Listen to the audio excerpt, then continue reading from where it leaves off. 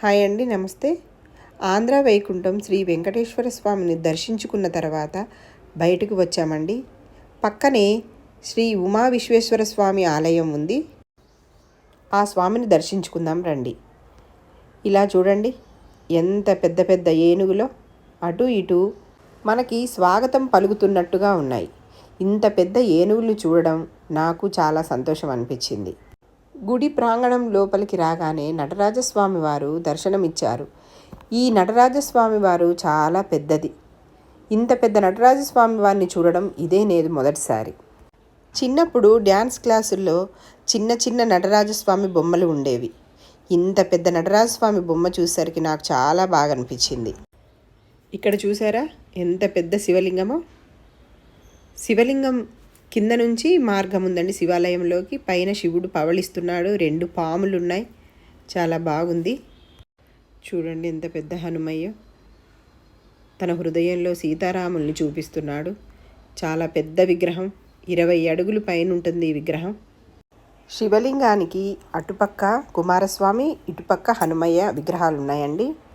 తల్లిదండ్రులతో పాటు చిన్నపిల్లలు దేవాలయానికి వస్తూ ఉంటారు కదా, ఆడుకోవడానికి ఈ విధంగా ఈ ఏనుగు తొండంలోంచి జారుడు బండను తయారు చేశారు.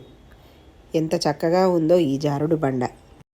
హనుమంతుడి విగ్రహం అంతా కుమారస్వామి విగ్రహం. తర్వాత ఇటువైపు లోపలికి వెళ్తుండగా హనుమంతుడు. ఈ దేవాలయంలో చాలా దేవుళ్ళు ఉన్నారండి.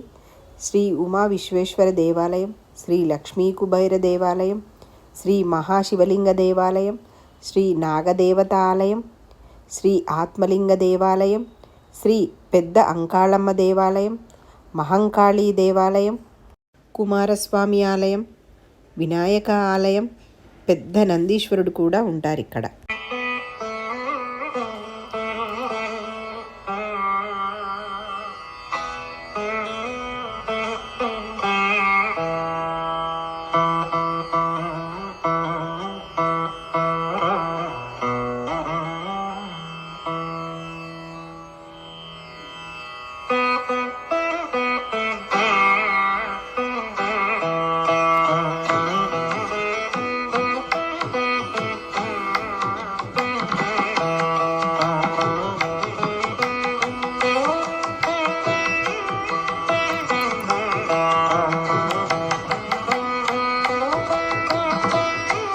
ఇక్కడి శివలింగం పై అంతస్తు వరకు ఉంటుంది.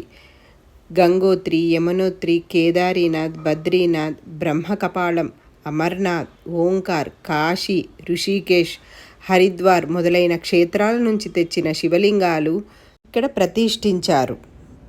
పైన ఉన్న శివలింగానికి అభిషేకించిన ద్రవ్యాలు ఒకేసారి 18 శివలింగాలపై పడుతుంది. ఇలాంటి దృశ్యం చూడవలసిందే.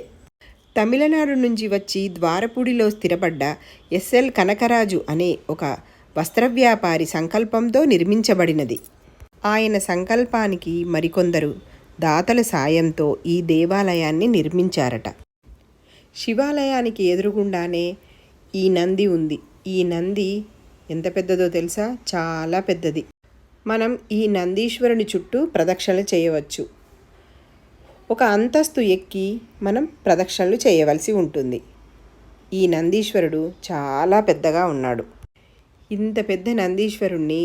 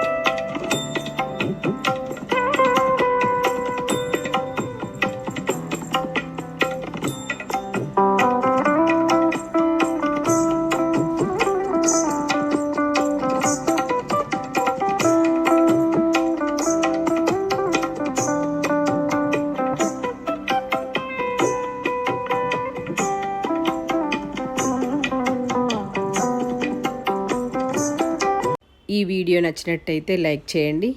నమస్తే.